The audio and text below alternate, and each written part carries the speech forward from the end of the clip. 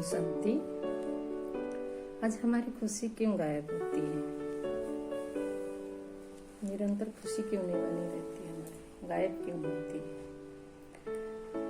खुशी गायब होने का एक कारण है कि हम स्वयं को आत्मा नहीं समझते, और देह के कारण से जो भी ये हम रिश्ते नाते संबंध संपर्क में यदि हमें किसी ने कुछ बोल दिया तो हम तुरंत नाराज हो जाते हैं, दुखी हो जाते हैं, और दुखी होने की वजह से हमको खुशी नहीं मिलती है।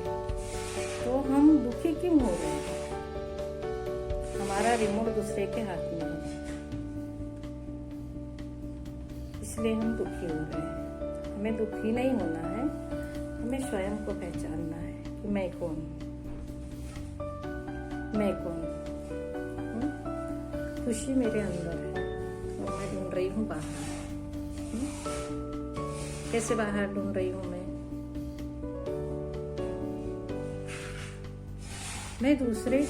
मैं सोचती हूँ कि दूसरा मुझे अच्छे से बात करे, प्यार से बात करे तो मैं खुश रहूँ, और यदि दूसरे ने मेरे साथ प्यार से बात नहीं किया तो मैं दुखी हो जाती हूँ। तो आज तक हमने क्या किया? हम बाहर ही ढूंढते आए। आज आप बताइए कि अभी मंदिरों के भी दरवाजे बंद हो गए, माना देवता भी क्या बोल रहे हैं कि तुम, देवताओं का हमारे लिए क्या रिस्पॉन्स है? तो मंदिर में हम पूजा करने भी नहीं जा सकते। तो अभी हमें क्या करना है? अभी हमें स्वयं के अंदर झांक के देखना है, स्वयं के अंदर की सत्यता, स्वयं के अंदर झांक के देखना है मैं कौन हूँ। दूसरों को नहीं देखना है, बाहरी आवरण को नहीं देखना है। मेरे अंदर जो छिपी हुई सत्यता है, ऊर्जा है, उसे जागृत करना है। इस वक्त तो हम मंदिर नहीं, मस्जिद नहीं, गिरजाघर नहीं, कहीं नहीं जा सकते। इस वक्त हम अपने घर में ही रह करके हमें स्वयं को जानने का समय मिला है कि मेरा ओरिजिनल स्वरूप क्या है और मैं कौन हूँ। मेरे अंदर एक पावर है, शक्ति है, और उस शक्ति के अंदर में, वो चैतन्य शक्ति, और उसके अंदर में सभी गुण भरे हुए हैं। ओरिजिनल नेचर है मेरा, खुशी मेरा नेचर है, आर्टिफिशियल नहीं है, मुझे बाहर से खरीद के लाना नहीं है। ये मेरा नेचर है, लेकिन क्या है? दबा हुआ है ना, क्योंकि हमने उस ऊर्जा को जाना ही नहीं है। हम अभी तक मंदिर में जाते थे, पूजा आराधना करते थे, प्रभु से क्या मांगते थे कि भगवान मुझे ये दो, मुझे बंगला दो, मुझे गाड़ी दो, मेरे बेटे की तबीयत ठीक कर दो, मेरा ये काम कर दो, मेरा वो काम कर दो। सिर्फ मांगते थे। मांगने वाले क्या ठहरे? मांगता कौन है? मांगता भिखारी है। अभी तो मंदिर भी बंद हो गए। अब क्या करना है हमको? अब हमें स्वयं को जान करके, स्वयं को पहचान करके हमें उस परमात्मा से कनेक्शन जोड़ना है। अब अधिकार से प्राप्त करना है, अब मांगना नहीं है। अभी मंदिर भी जाना नहीं है और मांगना भी नहीं है। अब अधिकार से हमें अपनी प्रॉपर्टी को लेना है। अब हमारी प्रॉपर्टी क्या है? सुख, शांति, आनंद, प्रेम, पवित्रता, धैर्यता, नम्रता, हर्षित मुक्ता। और शक्ति क्या है? अष्ट शक्तियाँ जो गाई हुई है वो क्या है? आत्मा की जो अष्ट शक्तियाँ हैं, समाने की शक्ति, सामना करने की शक्ति, सहन करने की शक्ति, पवित्रता की शक्ति, हाँ ये शक्तियां हैं। एडजस्ट होने की शक्ति सबसे बड़ी शक्ति है जीवन में। यदि चाहिए तो एडजस्टमेंट पावर, एडजस्ट करते जिसको आ गया उसने जिंदगी जी लिया। हर बात में एडजस्ट करना पड़ेगा हमको। और धैर्यता की शक्ति, ये दो शक्ति की बहुत जरूरत है। एक तो एडजस्टमेंट पावर और दूसरा धैर्यता। हाँ, दोनों शक्ति की हमें सख्त जरूरत है। तो एडजस्ट करने की शक्ति भी आत्मा में कहाँ से आती है? परमात्मा की याद करने से।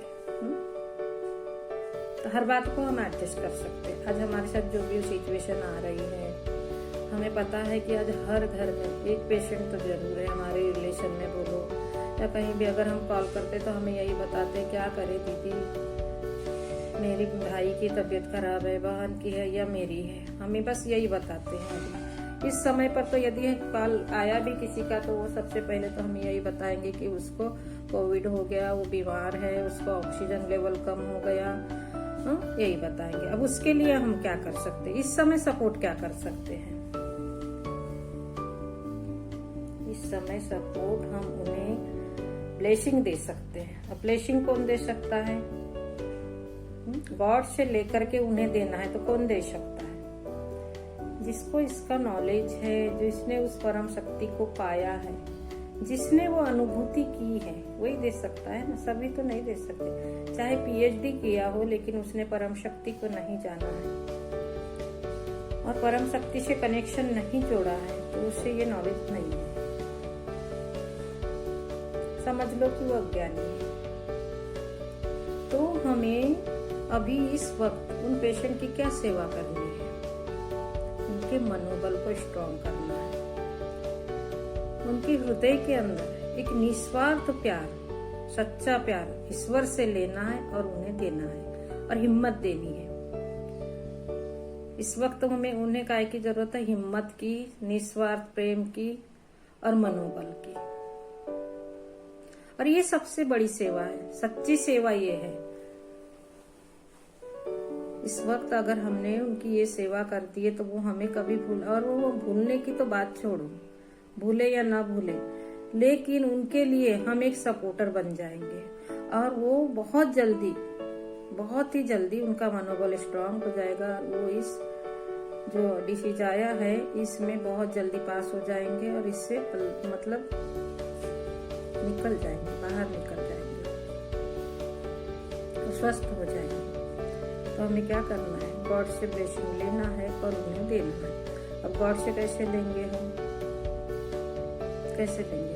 अभी तो ऐसा समय है कि हम मंदिर जा ही नहीं सकते और घर में भी पूजा कर रहे, तो पूजा करने से हमें प्राप्ति नहीं होती। सिर्फ थोड़ा समय के लिए शांति का एहसास होता है लेकिन प्राप्ति नहीं होती। तो थोड़ा समय के लिए अल्पकाल की शांति और हमेशा की प्राप्ति। तो हमें क्या चाहिए फिर? हमें रेगुलर प्राप्ति चाहिए ना, जिससे कि हम हमेशा खुश रह सकें।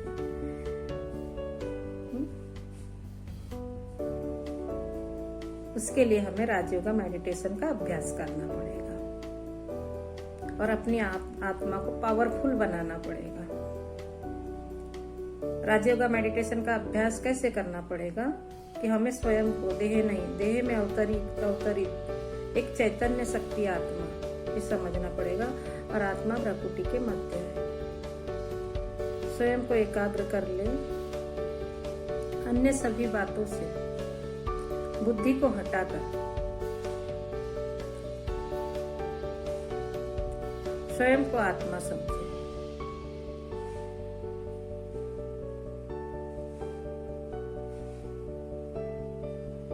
आत्मानुभूति करे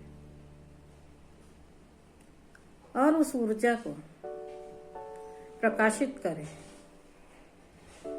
1000 सूर्य से भी तेजोमय उस आत्मा के पिता परमात्मा को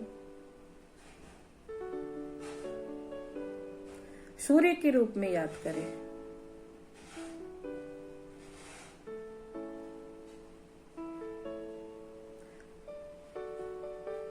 उससे सब शक्तियां अपने अंदर प्रवाहित करें।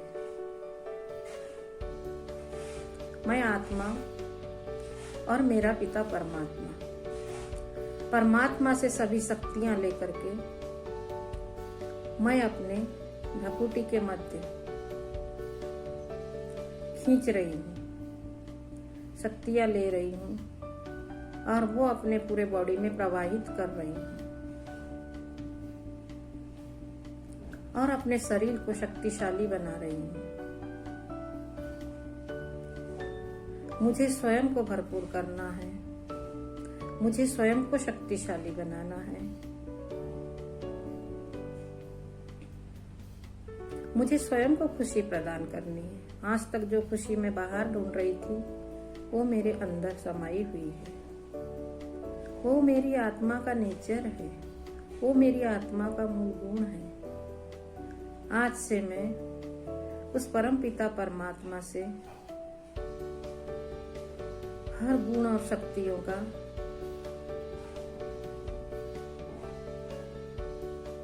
प्रवाह अपनी आत्मा में करूंगी और मैं खुद भरपूर होकर सारे विश्व को दूंगी।